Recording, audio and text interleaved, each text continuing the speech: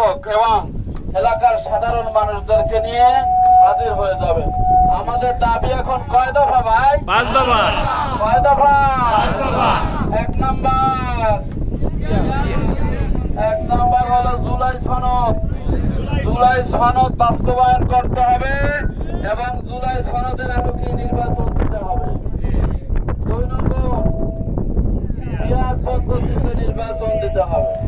বিহার পদ্ধতির একটু অ্যাডভার্টাইজ দিতে হবে সর্বত্র, কারণ অনেক নেতারা এটা না বুঝো, এরা বুঝেও না বোঝার ভান করতেছে। গ্রামের সাধারণ মানুষদেরকে বলতেছে যে বিহার টিয়ার আমরা বুঝি না, এটা খায় না মাথায় দেয়, এটা বুঝতে পারতেছে না। তা আমরা বলতে চাই যে সমস্ত রাজনীতিবিদরা বিহার বোঝেন না, তারা রাজনীতি ছাড়িয়ে দেন ইনশাআল্লাহ। কি বলেন আপনারা? বিহার হলো সংখ্যানুপাতিক নির্বাচন, কারো ভোট নষ্ট হবে না, প্রত্যেকের ভোটের মূল্যায়ন করা হবে। প্রত্যেকের ভোটের মূল্যায়ন করা হবে। 1% ভোটও যদি কোন দল সংসদে পায়, তারা 3 জন এমপি পাবে। ঠিক আছে না ভাই?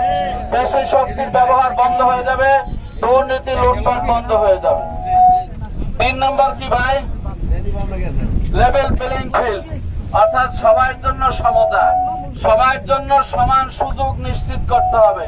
এটা হলো আমাদের প্রাণের দাবি। আপনারা কি চান সবার জন্য সমান সুযোগ চান আপনারা, নাকি আমরা কেন্দ্র ছাড়িয়ে পালাই যাব?